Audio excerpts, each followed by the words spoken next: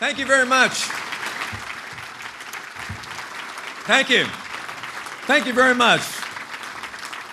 I appreciate that very warm Hoosier welcome. Thanks after all that food. You needed the exercise anyway. Appreciate you getting on your feet. And Mitch, it's really my bad luck to have to follow you after that distinguished and great speech. And Mike, it's your bad luck to have to follow him into office. It sounds like from that list of accomplishments, you're not going to have to do anything other than spend surplus and steal jobs from Illinois. That's pretty much all you got left. All you got left to do there, brother. So good luck. Mitch, thanks very much. I knew you couldn't resist yourself about that Indiana education. I spent 4 glorious years in South Bend, won national championship. That's back when they could play football. It was a marvelous 4 years. Don't worry, I'm getting to you Colts in a minute. Hold on just a second. But I thoroughly enjoyed the opportunity to spend those 4 years there, and thanks for having me back. It's really a pleasure to be here with the great governor of Indiana, the man who showed in 2008, even in a bad year for Republicans, while Obama was winning Virginia and Indiana for the first time in 44 years, that people had such great regard for Mitch Daniels that he won in a landslide, thanks to you and his great ideas and performance. He is the only governor in history that can say that he hosted a Super Bowl and and enacted a right-to-work law in the same week. I mean, that is really an accomplishment.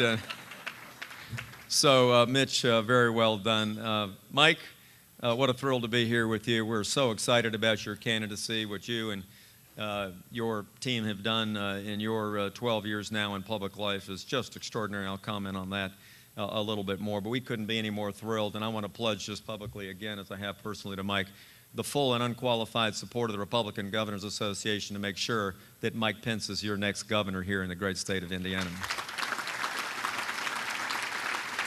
I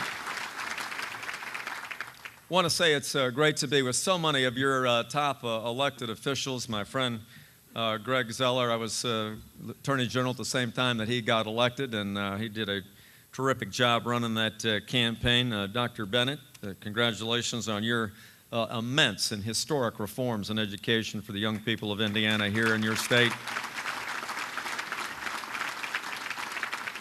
Governor Skillman, thank you for your great public service over these 8 years, being a terrific ally for Governor Daniels and getting so many terrific things done, and Secretary Lawson and Congressman Stutzman and Bashan and Pence as well. I thank you for your service in the House. I know you've been hanging out with my congressman and my friend and my former seatmate, Eric Cantor. I'm so glad that he's doing a good job working with you up there. And to all of the senators and mayors and members of the legislature and local government officials, party officials that are packing this room tonight, what a treat to be with you. Speaker Bosma, great work. Speaker Howell sends his regards from Virginia, says you're his favorite, and keep up the good work in the Indiana House. And Mr. Chairman, thanks for your leadership. Congratulations. The honeymoon is still going on. I'm sorry we had to bring you here tonight to the dinner to see your wife for a change, but we're delighted with your leadership. It is the most difficult and most underappreciated job in American politics, being a unit, being a state chairman. You've done it well. You've done nothing but win, and we just need to have you keep that going another 8 months. So thank you, Eric, for your great work. Hey, I want to try something out a little bit. I met earlier with Mike, and on the way out here, I'd given him some ideas about how to run his campaign. You know, he's only run about 8 campaigns now, so he's kind of a rookie. So he's asking me about bumper stickers, and I told him about some of the things that I did. I said, hey, you know, my theme was Bob's for Jobs. It was great. It fit on the bumper sticker. Why don't you use that? He said, no, Mike doesn't rhyme with jobs. I can't use that. I said, well, I had a great idea at all the Halloweens, all the Halloween events. We had bumper stickers that we distributed. It said, don't be a sucker, vote McDonnell. Why don't you try that and see how that works for you? He said, no, I don't use bad words like sucker. I don't want to do that as well. So anyway, I've come up with a couple other things, Mike, for you tonight. I just want to try these out and just see how your crowd here can respond here. But I thought these would all work very well for you. Don't be dense, vote Pence. What do you think about that? I mean, All right, I got some response. Okay, how about vote Pence, the candidate that makes sense? What do they? All right, huh? All right, that's distant number 2. Okay. All right, how about this? Get off the fence, vote Pence. Okay, all right, well, this is my favorite. End the suspense, vote Pence. How's that? Okay. All right, well, somewhere in there's a winner, Mike, that you might be able to do, but I just talk about jobs. I don't care if it rhymes or not. I think that will help you immensely. I want to say a lot of reasons it's good to be back in Indiana. First of all, I want to thank all of you very much for all of your hard work in making sure that the Colts chose Andrew Luck, because that means that the Redskins get RG3. Thank you very much for doing that. I really appreciate it. I know Dan Snyder wanted him so bad you'd have broken his heart if you'd picked RG3. But I will say, you all, we had to actually trade up to get the second pick. You actually earned the first pick outright because of your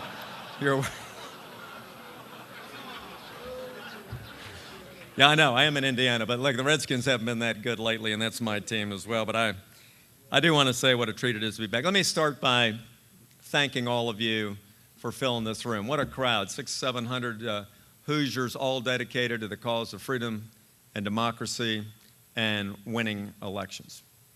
And I appreciate that so much. I mean, you all, I'm sure Mitch, you would say, this is the heart and soul of your party. These are your top elected officials, your top activists in your party, the people that are the top opinion leaders for the conservative cause in the great Hoosier state, the 15th most populous state, 196 years young, not quite as young as Virginia, 406 years now and going.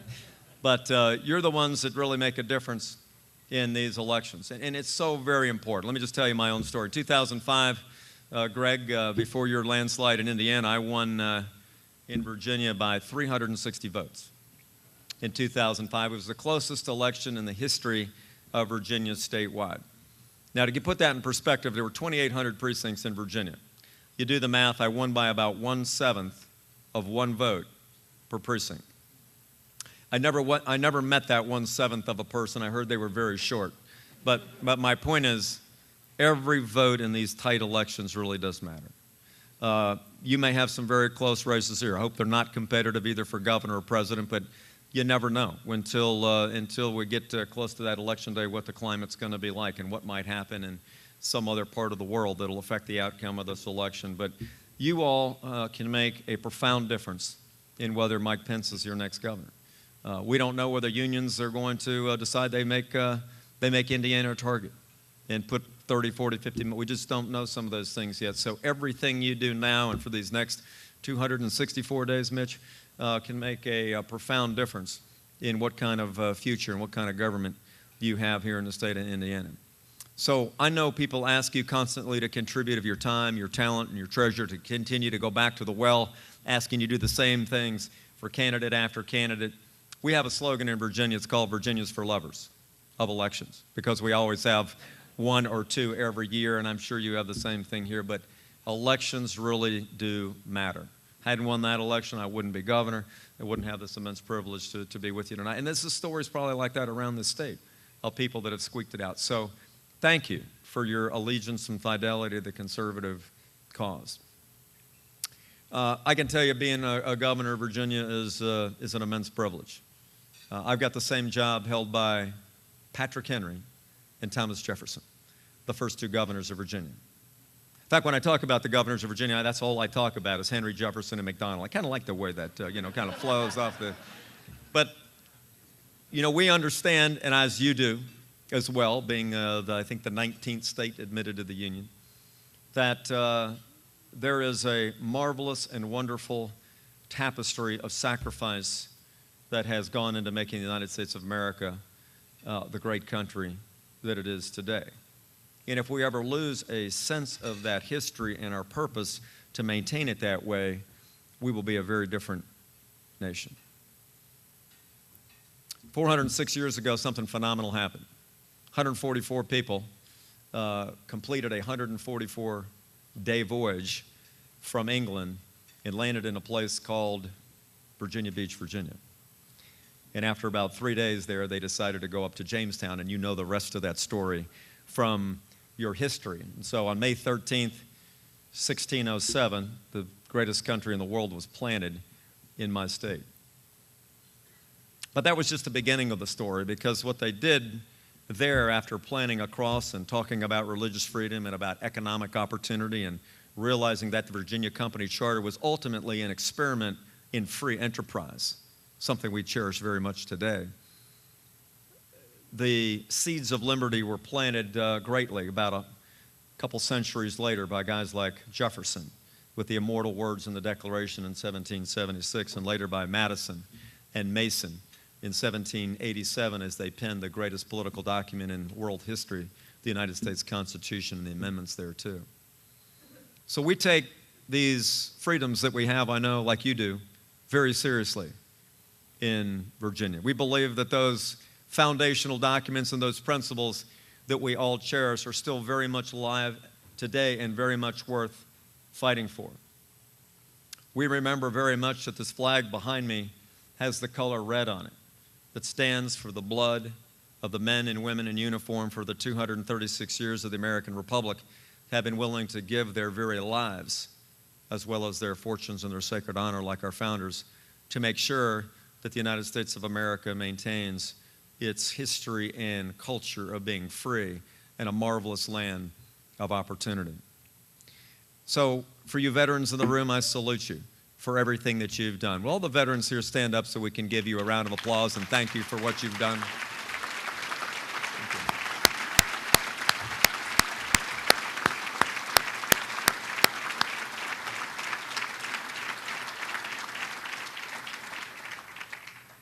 So they fought battles, but as you've heard from your governor and your governor-to-be, there are immense battles to fight. I know that probably every 4 years somebody gets to the front of a podium and says to you, this is the most important election of our lifetime. This very well could be one of those times where that's actually true, because it creates, and what we have here is this fundamental clash of ideas about why, for 236 years, the American Republic has truly been that shining city on the hill and the beacon of freedom and liberty. You know, do we believe truly that it's about people using their God-given talents in an atmosphere of freedom and in a society with free enterprise that pursues the American dream that makes us great?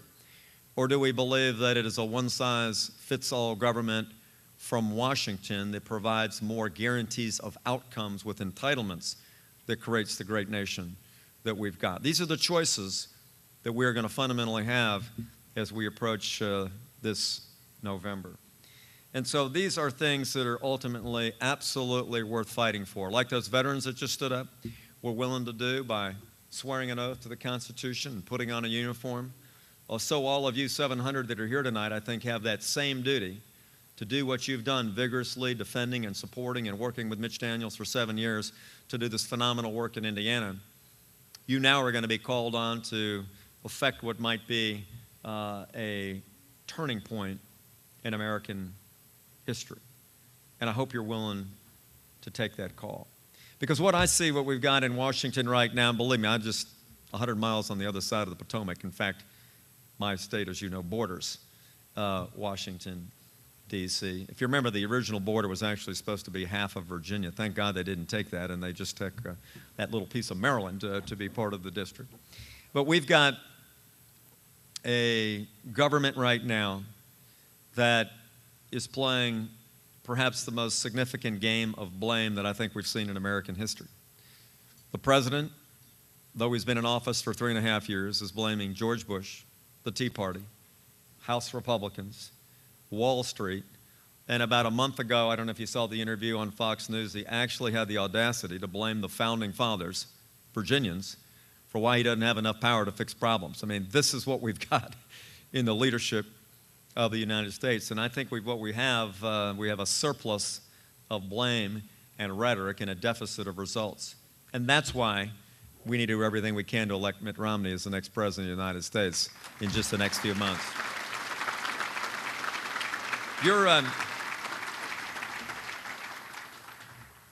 It's hard to overstate the challenges that are in front of us. And your governor has done a marvelous job, I think, the last couple of years with his writings and his very powerful speeches about the fiscal problems that face the greatest country on earth. Yes, we're still at the top of the heap in GDP, and yes, in all the freedom indexes and so forth, we are still the greatest country on earth. But $16 trillion in debt is an unfathomable number, growing at anywhere from $1 trillion to $1.5 trillion a year. Do you remember when millions and billions used to be a lot of money?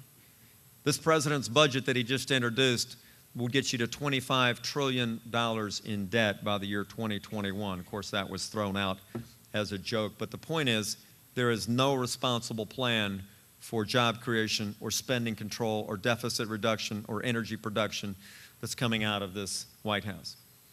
We have been over 8.2% unemployment rate for every month of the Obama presidency, except for the first month, 7.9%. No president's ever got reelected with an unemployment rate over 8%. But this is the heart and soul of what we need to do to keep America the great and free country that we want it to be. We have got to capitalize on the ingenuity of the American free enterprise system to get people back to work. That number would actually be much greater, but for the fact that people have dropped out of the labor force, and that would skew the numbers. It doesn't count those people that are underemployed. We have, I think, a crisis of confidence in Wall Street and Main Street.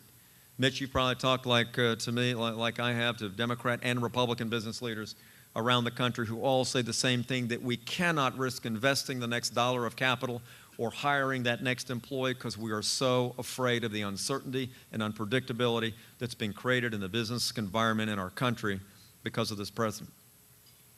So we have so much to do. Gas prices have doubled under this president's administration. And at the same time, we're killing the XL pipeline. The president will not let us drill off the coast of Virginia for oil and natural gas, even though we know we have billions of dollars of resources that are there. And we therefore continue to be indebted to other countries that don't have policies that favor the United States. So I think you're all getting the picture. I'm preaching to the choir, I know. But I want to make sure you understand this is really for real and for keeps, and we have an immense amount of work that needs to be done over these next 8 months for us to have a change in leadership in our country. I know that you all sometimes come to these dinners, Eric, and you probably ask people to say the Republican creed, don't you? You don't? Let's start. You do. Good. But we say things like we believe that faith in God is indispensable to the moral fiber of the nation. We say we believe that the free enterprise system is the great emancipator. We say that we believe that a strong national defense is ultimately necessary for the protection of our citizens, and a lot of other things that we absolutely and firmly believe. Well, that's why we need people in office like Mitch Daniels and Mike Pence and Mitt Romney and some of the folks that are here in this room to be able to be in positions of leadership. We are really thrilled that we've got governors around the country who believe absolutely in those principles in the Republican creed and are actually using their ability as CEOs of their respective states to make a fundamental difference in the lives of their states. You've seen what Mitch Daniels has done in this state, which has just been phenomenal, turning deficits and debt into surpluses within its first year by making tough decisions and setting priorities and being honest with the people about what they could and couldn't afford. AAA bond rating for the first time in Indiana history, now one of, I think, only 8 states, including Virginia, that has a AAA bond rating. Fewest number of state employees since 1975, I think, which is just extraordinary, and the lowest number of state employees per capita in the entire United States of America. The northernmost route to work state, although I'm a little disappointed in that because I was able to say that for the last 21 years in Virginia until 3 months ago. Although, you know, as I explained to Mitch, Northern Virginia is still north of southern Indiana, so I'm going to keep saying it, Mitch, unless you fuss at me for doing that. Lowest property tax rates in the nation, the most improved business climate in the nation, 2008, number 5 in the country. Only 5 slots behind Virginia. Did I mention Virginia was the most business-friendly state in America? I don't know if I mentioned that. But I mean, a phenomenal record of results. And I hold up Mitch as an example because he's been a remarkable governor. He has been willing to share the credit. He has been willing to set the vision. He's been willing to focus on results and not rhetoric. And when you do that, stuff gets done. It's been a remarkable record of accomplishment. When I became governor, Mitch Daniels and Bobby Jindal, the first two guys I went to see, and said, look, tell me what you did. How did you get stuff done in your state? And I got a very concise 15-minute set of remarks, followed by a brilliant 3- or 4-page letter from Mitch telling me exactly how to start off my governorship. So I'm incredibly indebted to your governor for his personal mentorship and the things that he done. And we put that right into work. I had a $6 billion budget deficit in Virginia, left by my predecessor, the former Democratic governor and DNC chair, Tim Kaine. You may have heard of him. That proposed the largest tax increase in Virginia in the budget that he left me. We decided not to do that. We decided to cut spending. We killed a $6 billion budget deficit, and we did it by cutting spending and just did the same thing, telling people this is what we can't afford, this is what we can't afford. Businesses are doing it, families are doing it, and this is what we need to do with our state.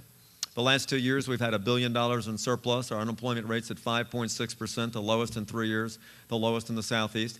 And it's just another example. Fiscal, conservative principles work. Our Republican ideas get results in the United States of America, and that's what we need in the White House today.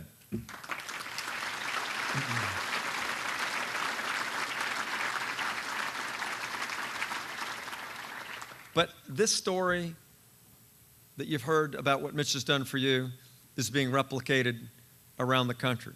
We've talked a lot over the last couple months about the courage and the fortitude and the vision of Scott Walker. We're going to have a little warm-up for the November election in June in Wisconsin, where Scott Walker is facing a recall. It's going to be a tough, competitive election, but this is a guy who has cut spending dramatically, structurally balanced a budget, reduced the influence of public sector unions, and as a result of that, jobs are coming back, spending is under control. But there's some people that oppose that depend on government for their largesse and their future. But Scott's had the guts to do that. You see the same thing with John Kasich in Ohio, and Rick Scott in Florida, and Tom Corbett in Pennsylvania, and Susana Martinez in New Mexico, and governors like that around the country. Can you imagine being the governor of Illinois right now? I mean, you got Mitch Daniels on your east, you got Rick Snyder and Scott Walker on your north, and they're all converging in Champaign and Urbana to steal your jobs. I mean, that is a tough road to hoe. And then you look at the place where your two predecessors have gone. That is a tough job to have, don't you think? But the whole point is Republican governors are doing something different. Listen to this. 11 out of the 15 states, just rated by CNBC, that have the best climate for business in America, Republican governors. 7 out of the 10 states right now with the lowest unemployment rates in America, governed by Republican governors.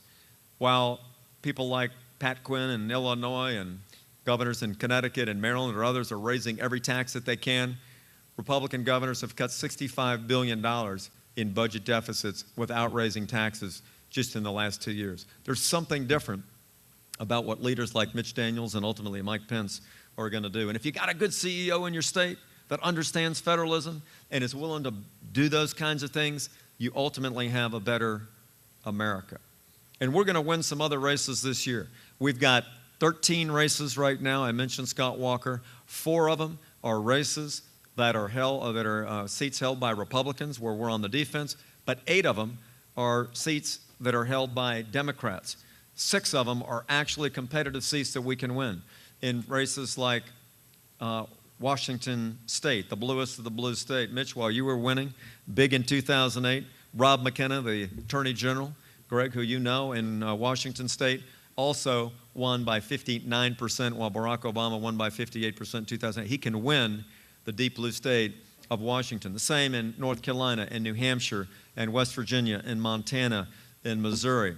We have an opportunity to win more states than we've won since 1921. We win 3 states, and we'll make history for the first time in 91 years having that many governors. And I can tell you that that will make a fundamental difference in the system of federalism that we have in the United States of America.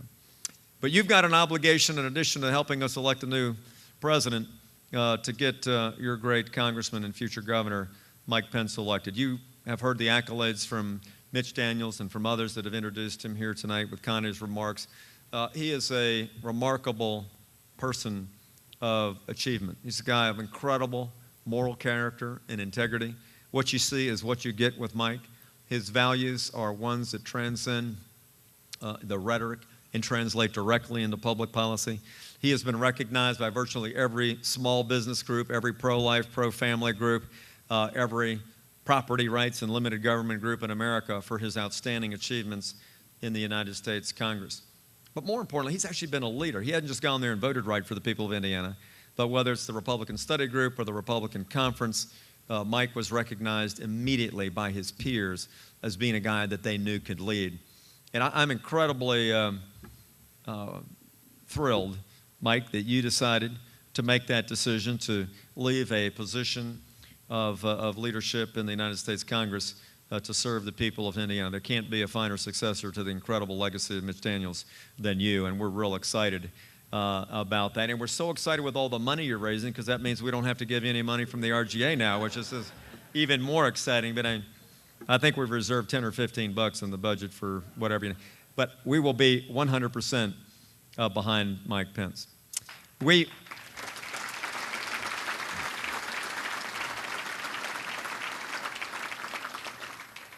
Ladies and gentlemen, there's only three things that really matter, I think, over the next 8 months as we work to elect a new Commander-in-Chief of the United States. And that is who can lead, who can get the greatest country on the earth back to work, and who can get the United States of America out of debt and deficit and on a road to fiscal responsibility. I've given you those alarming numbers. That doesn't keep you awake at night about the future of our great republic. I don't know what else will. But I think Governor Romney has shown his ability to excel in all those areas. When the Olympics were looking for a leader 10 years ago to turn that around and save the Olympics in Salt Lake City, they called on Mitt Romney. He's a change agent. He got it done. In terms of creating jobs, over 100,000 jobs through the free enterprise system at Bain Capital to inspire and give seed money and organize companies in order to create over 100,000 new jobs. As governor of Massachusetts, he was able to reduce $3 billion in deficits and get a balanced budget in the bluest of blue states, the home of Ted Kennedy, and be able to get things done up there. So on the issues that matter to voters right now, which is fiscal responsibility, economic development, and leadership, I think we have an outstanding candidate, and I want to just ask you to do everything you can. If Romney wins Virginia and Indiana, there's a lot narrower path for President Obama to win re-election. I think the future for your kids and your grandkids depend on Mitt Romney's election. So I hope you'll do everything that you can to make that happen. Well, let me just close with this thought. My favorite president, all of you probably have your own, is George Washington. He was a phenomenal leader for the American Republic. When you look at his life and his legacy, it reminds you so much of all the things we cherish about our country. In that incredible winter of 1777, you've all seen that incredible picture of Washington on his knees in Valley Forge. And I think but for his reliance upon divine providence and his incredible ability to stimulate and motivate troops in the darkest of hours, we might not have won that battle at Yorktown in 1781. He was a guy that understood power in such a profound way that when his fellow patriots asked him to be king, he said, "This is just what we fought against, to relieve ourselves of the tyranny of King George and to put in place a constitutional republic where the power of the people was superior over the power of any one person."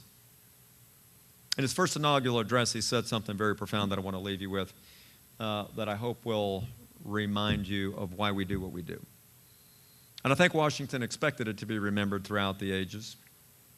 He said this, he said, "The propitious smiles of heaven can never be expected to remain on a nation that disregards the eternal rules of order and right, which heaven itself has ordained. And I think what he meant by that is that character does count.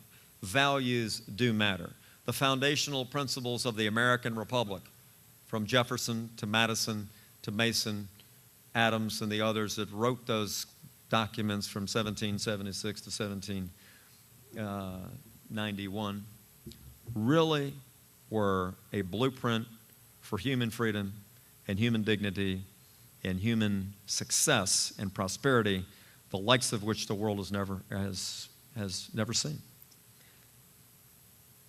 Countries all over the world, when they're looking for how to do freedom, after the collapse of the Berlin Wall because of Margaret Thatcher and Ronald Reagan and maybe even Pope John Paul working together, where did they go? When they wanted to find out how to do democracy, they went to the United States and they looked at our foundational documents. In these last 20 years, because of the courage of Ronald Reagan and others, there has been more freedom and more liberty ushered in around the world with emerging democracies than at any time in recent history.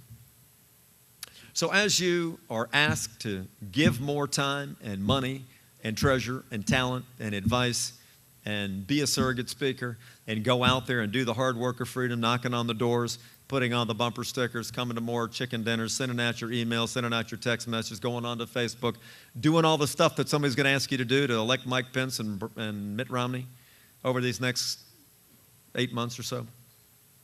Remember those words of Washington, because this is about whether or not we want the propitious smiles of heaven to still shine on the United States of America and keep us the shining city on the hill, or whether we're going to be some other kind of republic that your kids and your grandkids will not realize. So thanks for what you do. You've done an amazing job supporting your amazing governor in making Indiana truly a model for how to govern in this country. You keep up the good work, and we'll have a great celebration in November. Thanks very much.